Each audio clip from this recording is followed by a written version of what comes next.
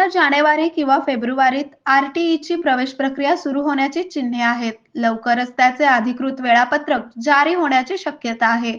गेल्या वर्षी तांत्रिक त्रुटी आणि प्रशासकीय कारणांमुळे प्रवेश लांबले होते. प्रवेशासाठी पालकांनी कागदपत्रांची तयारी करून ठेवावी असे आवाहन जिल्हा परिषदेच्या प्राथमिक शिक्षण विभागाने केले आहे. दरम्यान शिक्षणाचा अधिकार सर्व वर्गांना समान बनवण्यासाठी भारतीय राज्यघटनेत शिक्षणाच्या अधिकाराला वेगळी जागा दिली गेली आहे, जेणेकरून देशातील कोणताही बालक शिक्षणापासून वंचित राहू नये. त्याचबरोबर वास्तव स्थिती अशी आहे की माहितीच्या अभावी काही लोक या अधिकाराचा लाभ घेऊ शकत नाहीत. आरटीई प्रवेश प्रक्रिया राबवण्यासंदर्भात शासनाकडे पाठवलेल्या प्रस्तावाला लवकरच मंजुरी मिळेल. त्यानंतर आरटीई खाजगी शाळा प्रवेश नोंदणीला सुरुवात होणार असल्याचे शिक्षण विभागाने सांगितले.